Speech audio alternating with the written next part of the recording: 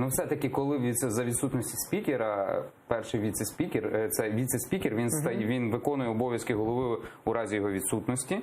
І, наприклад, взаємодіє Верховної Ради з органами судової влади. При цьому Верховна Рада в результаті судової реформи фактично втратила будь-які можливості впливу на судову владу. Згоден з вами, але в даному випадку функціонал залишається.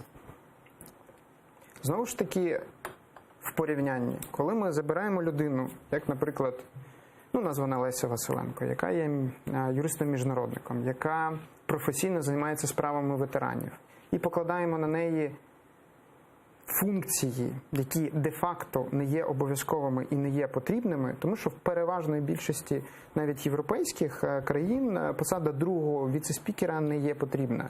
Тому що є віце-спікер, є його апарат і є представник там меншості, так, чи опозиції.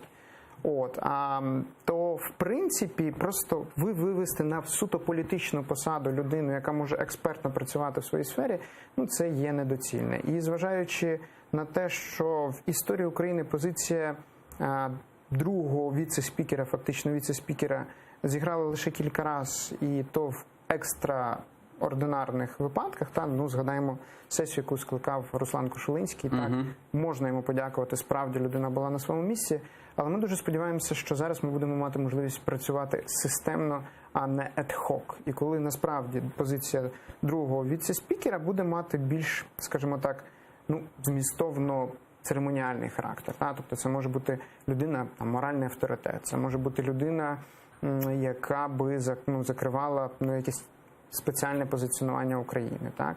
Наприклад, колеги з Європейської солідарності виставили пропозицію Мустафи Джемілєва.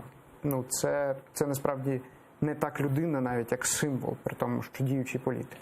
Це цікава пропозиція, є інші пропозиції, можна визначатися. Чи потрібно займати всі посади, які тобі пропонують, особливо якщо це зменшує твою ефективність як фракції? А ми розуміємо, що невелика фракція, якої є голос, ключова наша перевага – це якість роботи. Ми забираємо людину, ми ще менше маємо представників в комітетах, де відбувається ключова робота. То ми обрали роботу, а не посидіти.